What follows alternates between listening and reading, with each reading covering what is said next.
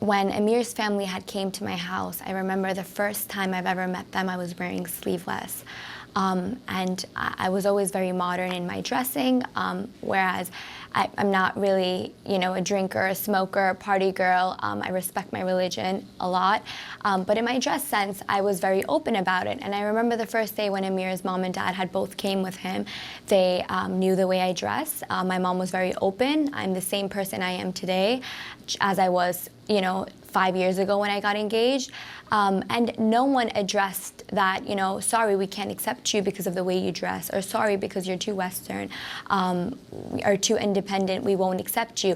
Everything was fine. We all really got along. We had such great laughs, and, you know, they were so happy to welcome me into the family.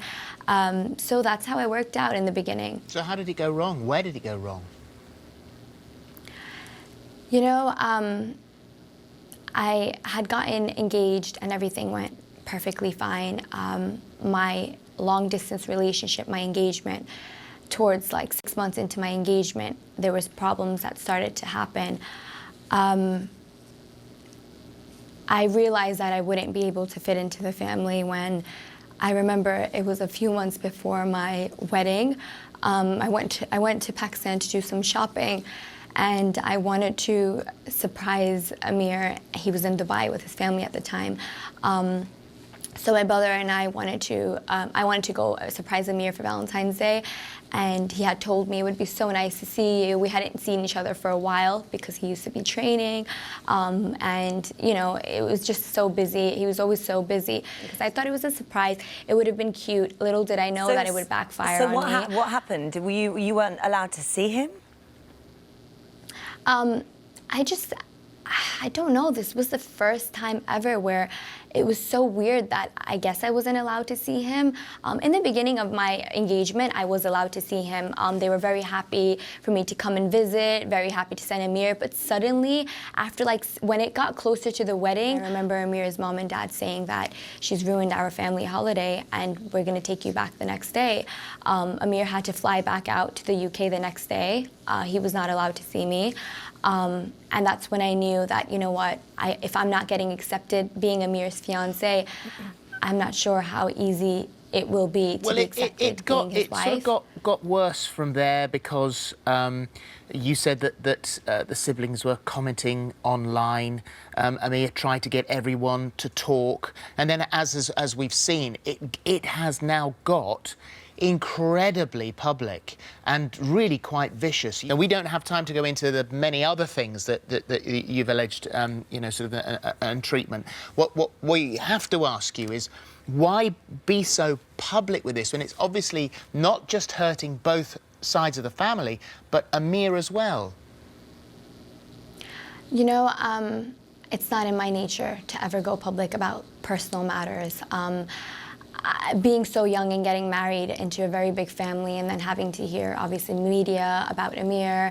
In the beginning, I had a rough time reading that. I was pregnant and I had my in-laws that, you know, it was just a mess. Over the years, Amir's brother and sister went on Twitter rants, went on Instagram rants, talking about me, saying I don't get along with them, saying I'm very fake, I've done plastic surgery, calling me Michael Jackson, and I was a pregnant woman. You know, reading all that was not really nice. Anyway, I used to take it in. I was very, very patient about it. I thought my silence would probably make them stop. Just recently, I think it just started to build up, and I had done a catwalk, and I was very proud of myself. Amir was very, very supportive and proud of me, and I had seen Amir's youngest sister had said something like dog walk and made a comment and laughed about it. It really, really hurt me because when I didn't work and I used to just stay home, I was called a gold digger. I was called I'm with Amir for his money. Can I ask you, what does he say about you talking to us today after he's specifically said this needs to stop? How does he feel about the fact that you're discussing this on telly again today? I spoke to Amir about it, and Amir has always been very supportive. But obviously it was getting too much for him. He has to be neutral. They're his parents on one side and his wife on another side, and he's basically in the middle. I did say to Amir, I would like to get my message across, and he said that's fine. You know, Would you and like hopefully to see the he said we can put everything behind after this. Would you like to see you and the family, everybody getting on? Is it even remotely possible now? You know, for Amir's sake, I had always tried and played my part, and I felt like it was one-way love. I went to Amir's brother's wedding. I wasn't invited, but I still went out of respect, and I danced with his mom. And I can see that smile on Amir's face that we were getting along. We never stopped talking to Amir's family. I want to make that clear. They stopped talking to me and Amir for absolutely no reason. Amir had nothing to do with this. You know, whatever problems was what we had. I would really like for us to all get along. It wasn't our choice for them to move out. They wanted to move out, and Amir supported them in that. It would be nice for them to eventually get on with us. I always tried, and I'll keep trying, but I don't know how possible that is, especially being in a marriage for 3 years and not having great communication. Thanks for watching. Click here for more This Morning videos.